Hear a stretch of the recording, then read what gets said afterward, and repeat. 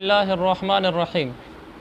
ये जो कुर्बानी वाली ईद है, इस ईद का हमें क्या पैगाम मिलता है, मैं इस पर सिर्फ़ आज ये बताना चाहता हूँ कि ईद उल अज़हा का हमारे लिए अमली पैगाम क्या है, ताकि हम इससे वो अमली पैगाम अपनी ज़िंदगियों में लें।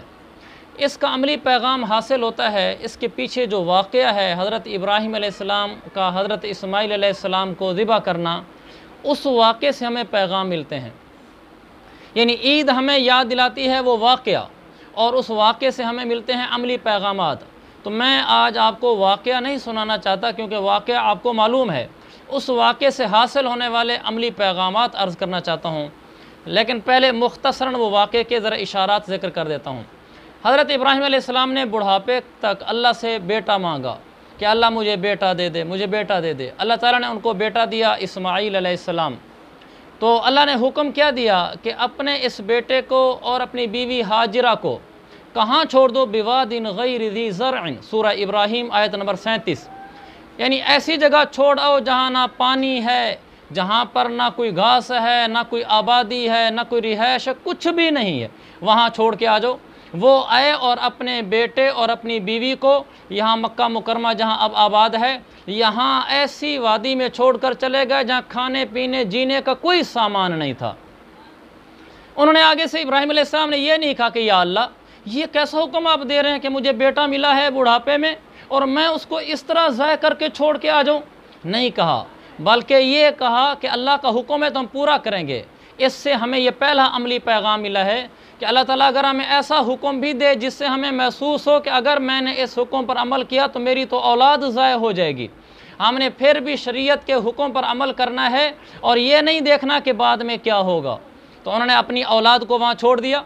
वापस जाने लगे तो हज़रत हाजरा अलैहिस्सलाम ने पूछा कि आप हमें यहाँ छोड़कर क्यों जा रहे हैं।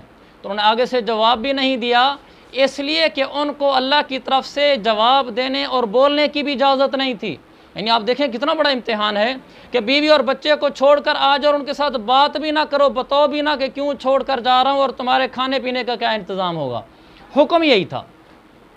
तो उन्होंने उस हुक्म को पूरा किया। जब वापस जाने लगे तो उनकी बीवी हज़रत हाजरा ने पूछा यहाँ क्यों छोड़कर जा रहे हो। तो 2 दफ़ा पूछा तो कोई जवाब नहीं दिया। तो तीसरी दफ़ा वो समझ गई कि अल्लाह का हुक्म होगा, क्योंकि नबी अल्लाह के हुक्म के बग़ैर ये नहीं कर सकता कि इस तरह बाल बच्चों को ज़ाय कर दे। तो उन्होंने फिर पूछा अल्लाहु अमरका बिहाज़ा, इब्राहीम क्या अल्लाह का हुक्म यही है कि हमें इस तरह छोड़ दो। तो बोलने की तो इजाज़त नहीं थी। तो उन्होंने सर से इशारा करके कहा जी हाँ, अल्लाह का हुक्म यही है। तो फिर देखें हज़रत हाजरा के ईमान को, इसमें हमारे लिए अमली पैगाम भी है। उन्होंने आगे से क्या बोला, कहा इज़न ला युज़य्यिअन अल्लाह, अगर अल्लाह के हुक्म की वजह से आप हमें छोड़ कर जा रहे हैं तो बज़ाहिर अगरचे हमारे ज़ाय हो जाने के सामान और असबाब हैं यहाँ, लेकिन कभी भी अल्लाह हमें ज़ाय नहीं करेगा। ये बुखारी की रिवायत है।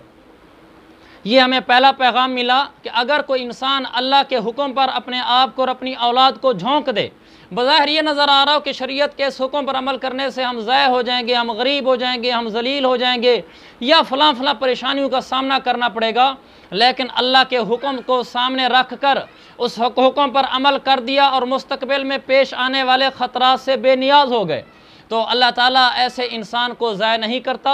हज़रत हाजरा ने यही कहा, फिर हमें अल्लाह बिल्कुल ज़ाय नहीं करेगा। और आपके सामने है कि वो ज़ाय नहीं हुए। वहाँ आब ज़मज़म का फिर चश्मा फूटा, फिर वो बड़े हो गए माशाअल्लाह इस्माईल अलैहिस्सलाम।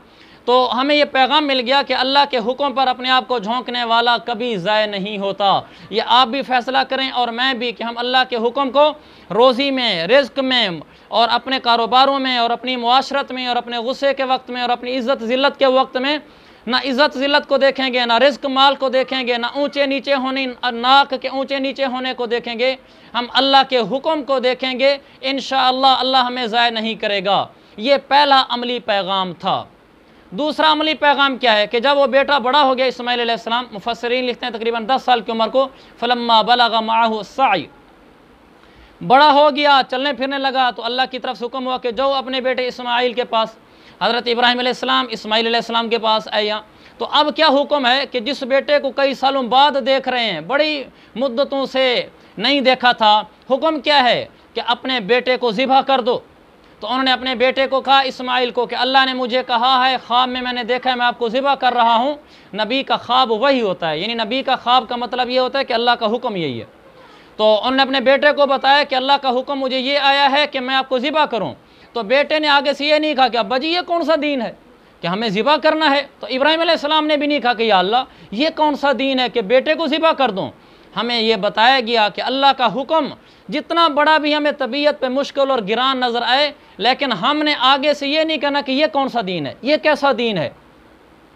آج تو اگر ہمیں شریعت کا ایسا حکم بتا دیا جائے جس حکم کے اوپر ہماری روزی پہ زد پڑتی ہو، عزت اور ناک پہ زد پڑتی ہو، میں نے خود ایسے واقعات مجھے معلوم ہیں جب مشکل حکم لوگوں کے سامنے آئے تو بعض لوگوں نے کہا کہ یہ کون سا دین ہے، ہمارا دین تو ایسا نہیں ہے۔ یاد رکھیں جو اللہ کا حکم آ جائے ہمارے سامنے، اللہ کے نبی صلی اللہ علیہ وسلم کا حکم آ جائے ہمارے سامنے، تو اس کے بعد ہم نے یہ نہیں کہنا یہ کون سا دین ہے۔ یہ ہمیں قربانی والی اس عید سے پیغام مل رہا ہے کہ ابراہیم علیہ السلام نے فوراً قبول کیا، جی ٹھیک ہے میں اپنے بیٹے کو ذبح کرنے کے لیے تیار ہوں۔ بیٹا بھی آگے سے تیار ہو گیا۔ تو دوسرا پیغام یہ ملا، اللہ کا حکم کتنا بڑا ہی طبیعت پہ مشکل نظر آئے، چاہے جان جاتی ہوئی نظر آئے، ہم اللہ کے حکم کو اور اللہ کے پاک نبی علیہ السلام کے حکم کو قبول کریں گے، آگے سے اس پر دل میں بھی اعتراض نہیں پیدا کریں گے یہ کون سا دین ہے۔ یہ دوسرا پیغام ہے۔ تیسرا پیغام کیا ہے؟ حضرت اسماعیل علیہ السلام نے جب یہ کہا کہ یا ابت افعل ما تؤمر ستجدنی ان شاء اللہ من الصابرین، اس میں تیسرا پیغام ہے کہ اسماعیل علیہ السلام نے ابراہیم علیہ السلام سے کہا ابا جان میں بالکل تیار ہوں، آپ میرے اوپر چھری چلائیں، میں تیار ہوں۔ آگے کیا کہا کہ ستجدنی ان شاء اللہ من الصابرین، کہ ابا جان آپ چھری چلائیں میں تیار ہوں۔ اس کے بعد کہا کہ ابا جان آپ مجھے بھی ان لوگوں میں سے بس ایک آدمی پائیں گے جو لوگ اللہ کے دین پر جم کر ڈٹ کر زندگی گزارتے ہوئے چلے گئے۔ کیا مطلب؟ ابا جی میں یہاں اس حکم پر جم رہا ہوں، اس حکم پر قائم ہوں کہ مجھے ذبح کر دو۔ آگے سے یہ نہیں کہا کہ میں اتنا بڑا حکم پورا کر رہا ہوں کہ جان پیش کر رہا ہوں تو میں نے تو کوئی کارنامہ سر انجام دے دیا ہے، ایسا نہیں کہا کہ من الصابرین۔ من الصابرین کا کیا مطلب؟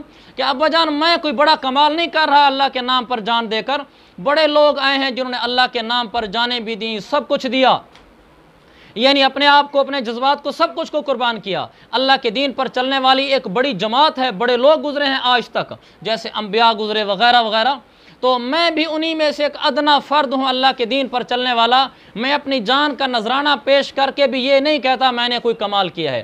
تو تیسرا پیغام یہ ملا، جب ہم اللہ کے کوئی بڑے سے بڑے حکم پر عمل کر لیں جس کا طبیعت پہ بہت زیادہ بوجھ اور اثر ہو، اس کے باوجود بھی ہم یہ نہ کہیں میں نے کوئی بڑا دین پہ عمل کیا ہے، ہم مشکل حکموں پر عمل کرنے والے ہیں، کہ میں چھوٹا سا آدمی ہوں، اللہ کے دین پر چلنے والے تو بڑے بڑے ہمت کے کام کر گئے، میں اسی ہمت کے کام کرنے والوں میں سے ایک چھوٹا سا فرد ہوں۔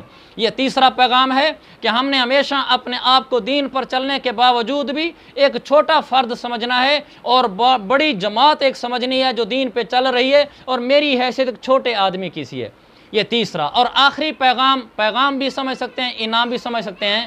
جب ابراہیم علیہ السلام نے اسماعیل علیہ السلام کو لٹا دیا تو اللہ تعالیٰ فرماتا ہے فدیناہ بذبح عظیم، پھر ہم نے اسماعیل پر چھری نہیں چلوائی، ہم نے اوپر سے ایک مینڈھا بھیجا اور مینڈھا نیچے رکھ کر مینڈھے پر چھری چلوائی، اور کیا کہا انا کذالک نجزی المحسنین، یعنی اسماعیل علیہ السلام کو ہٹا کر نیچے مینڈھا لٹوا کر اس کو ذبح کروا کے کہا اللہ نے ابراہیم کو، ابراہیم تو نے ہمارا حکم پورا کر دیا، انا کذالک نجزی المحسنین، ہم اپنے نیک بندوں کو ایسے ہی بدلہ دیتے ہیں۔ کیا مطلب؟